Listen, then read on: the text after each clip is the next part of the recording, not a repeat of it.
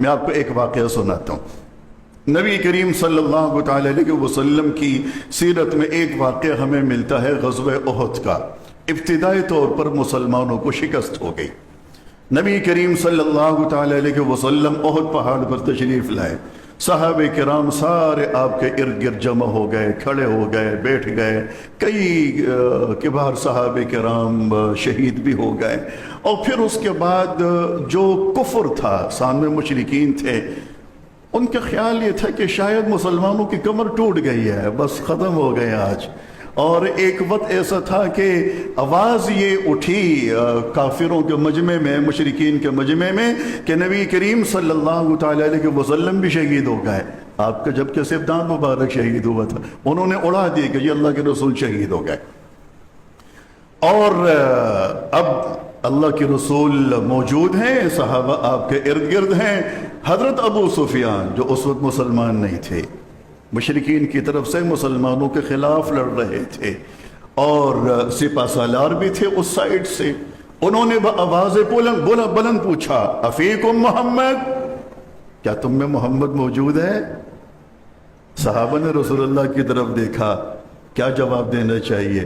حضور نے فرمایا نہ، کوئی جواب مت دو، لا تجیبو، خاموش رہو۔ وہ سمجھے کہ جواب نہیں آیا تو مطلب نہیں رہے، شہید ہو گئے۔ تھوڑی دیر کے بعد پھر پوچھا، افیکم ابو بکر صدیق؟ حضور کی طرف پھر دیکھا صحابہ نے، جواب دیں؟ تو فرمایا کہ نہ، کوئی جواب مت دو۔ وہ سمجھے کہ جواب نہیں آئے تو وہ بھی نہیں رہے۔ پھر اسی طرح حضرت عمر بن خطاب کے بارے میں پوچھا کہ کیا وہ ہیں تم میں زندہ بچے؟ صحابہ نے پھر رسول اللہ کی جانب دیکھا، جواب دینا چاہیے؟ فرمایا کہ نہ، خاموش رہو۔ اولو الحبل۔ جب کوئی جواب نہیں آیا تو ابو سفیان نے وہاں اپنے بتوں کے نام پر زندہ باد کا نعرہ لگایا۔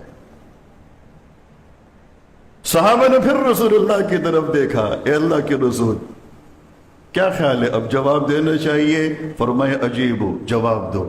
جی کیا جواب دیں؟ فرمایا کہ اللہ اعلی و اجل، اللہ تعالیٰ کی ذات ہی زندہ باد ہے، اس کے علاوہ دنیا میں کوئی زندہ باد نہیں ہے، یہ جواب دو۔ صحابہ نے بیک زباں ہو کر جواب دیا، بیک زباں ہو کر جواب دیا کہ جی اللہ تعالیٰ کی ذات ہی اصل ہے، اور وہی زندہ و جاوید ہے، اور اس کے علاوہ ہمیں کسی کی ضرورت نہیں ہے۔ تم ہمیں انسانوں سے ڈراتے ہو، ہمارے انسان اگر نہیں رہے تو کیا مسلمان کمزور ہو جائے گا؟ وہاں سے ابو سفیان نے پھر ایک نعرہ لگایا، لنا عزا ولا عزا لکم۔ عزا ان کا وہ بت تھا جس سے وہ اپنے لیے عزت مانگتے تھے۔ مختلف بتوں کے نام پر مختلف امور ان لوگوں نے بانٹے ہوئے تھے۔ صحابہ نے رسول اللہ کی طرف دیکھا،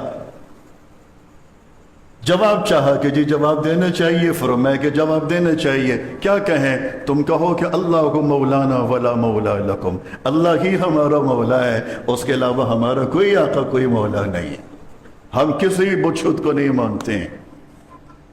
غور کرنے کی بات ہے، جب شخصیات کی بات آئی تھی، محمد الرسول اللہ کی بات بھی آئی، انہوں نے پوچھا کیا تم میں محمد موجود ہیں؟ ابو بکر صدیق کی بات آئی، اس کے بعد انہوں نے پوچھا ابو بکر موجود ہیں؟ پھر عمر بن خطاب کی بات آئی، لیکن رسول اللہ نے کیا فرمایا؟ جواب مت دو، ضرورت ہی نہیں تھی۔ لیکن جب اللہ تعالیٰ کی ذات پر بات آئی اور عقیدے کے اوپر بات آئی تو رسول اکرم صلی اللہ علیہ وسلم نے فرمایا کہ اب چپ نہیں رہنا چاہیے، اب جواب دینا چاہیے۔ پھر وہ موقع بھی آیا، صحابہ کرام نے وہ تاریخ دیکھی، وہ لمحات بھی دیکھے کہ نبی کریم صلی اللہ تعالی علیہ وسلم کا وصال ہو گیا، آپ دنیا سے کوچ فرما گئے۔ صحابہ پریشان، سخت تاری تھا، زبان پر یہ جملہ آ نہیں رہا تھا کہ رسول اللہ کے وصال ہو گیا۔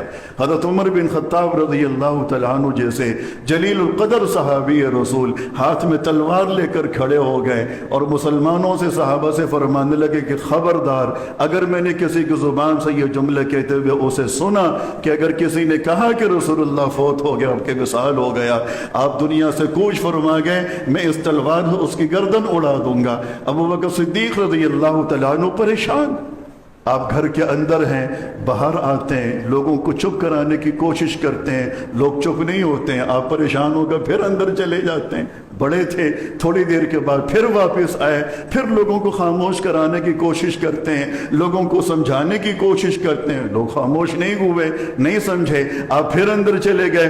ये कई दफ़ा हुआ। फिर अल्लाह ताला ने दिल और दिमाग में एक बात डाली, आप दोबारा तशरीफ़ लाए और सहाबा से फरमाया जमा हो जाओ मेरे सामने, मैंने एक बात कहनी है। आप लोग सारे के सारे सैयदना अबू बकर सिद्दीक़ रज़ी अल्लाह तआला अन्हु के सामने जमा हो गए। आपने लोगों से फरमाया कि देखो, मन कान यअबुदु मुहम्मदन फ़इन्न मुहम्मदन क़द मात, कि अगर कोई मोहम्मद रसूलुल्लाह की इबादत करता था तो याद रखो वो नहीं रहे अब हम में, उनका विसाल हो गया, वो दुनिया से रुखसत हो गए। वमन कान यअबुदुल्लाह फ़इन्नल्लाह हय्युन ला यमूत, और अगर कोई अल्लाह ताला की ज़ात की इबादत करता था तो याद रखो अल्लाह ताला की ज़ात पहले भी जिंदा थी, आज भी जिंदा है, आइंदा भी जिंदा रहेगी, उसके ऊपर कभी भी मौत तारी नहीं होनी। और फिर उसके बाद वो सूरह आल इमरान की वो आयत तिलावत फरमाई, वमा मुहम्मदुन इल्ला रसूल क़द खलत मिन क़ब्लिहिर रुसूल अफ़ इन मात औ क़ुतिला इंक़लबतुम अला आक़ाबिकुम वमन यन्क़लिब अला आक़िबैहि फ़लन यज़ुर्रल्लाह शैआ। ये उसी उहद वाले वाक़े पर ये आयत नाजिल हुई थी कि ये काफिर कहते हैं कि मोहम्मदुर रसूलुल्लाह फौत हो गए। तो सुनो, अगर फौत हो गए तो क्या इस्लाम को दफन कर दोगे? तुम इस्लाम से फिर जाओगे?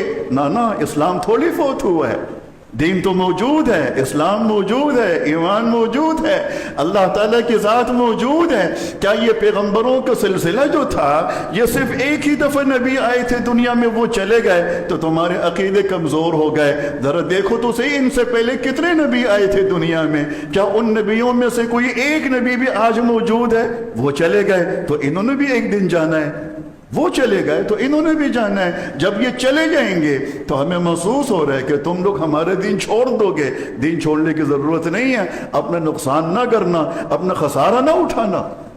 तो अबू बकर सिद्दीक़ ने वो आयत तिलावत फरमाई कि सहाबा तुम भूल गए अल्लाह ताला ने ओहद के वाक़े के मौके पर क्या इरशाद फरमाया था। यही तो बात थी, हमारे अकीदे की इस्लाह थी कि शख्सियात आती चली जाती हैं, उससे दीन कमज़ोर नहीं होना चाहिए, अपने अंदर अफराद साजी होनी चाहिए और ऐसे ऐसे अफराद अपने अंदर खड़े करें कि दीन के ऊपर कोई हर्फ ना आए, कोई बात ना आए।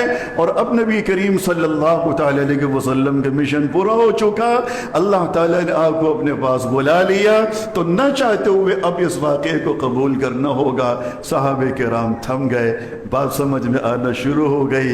हज़रत उमर बिन खत्ताब के हाथ में जो तलवार थी वो हाथ से गिर गई, वो छूट गई, आपने तलवार नीचे रख ली। हज़रत उमर फरमाते हैं कि इतना खूबसूरत अंदाज था समझाने का कि जो बात इससे पहले समझ में नहीं आ रही थी वो सीने में, वो दिल में उतरना शुरू हो गई, हमें वो बात समझ में आ गई।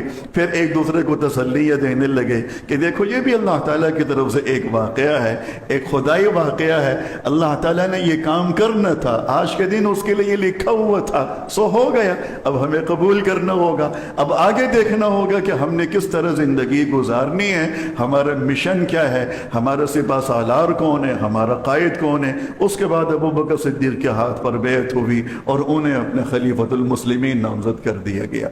बाकी बातें इंशाअल्लाह आइंदा जुम्मे हम करते रहेंगे। व आखिरु दावाना अनिल हम्दुलिल्लाहि रब्बिल आलमीन।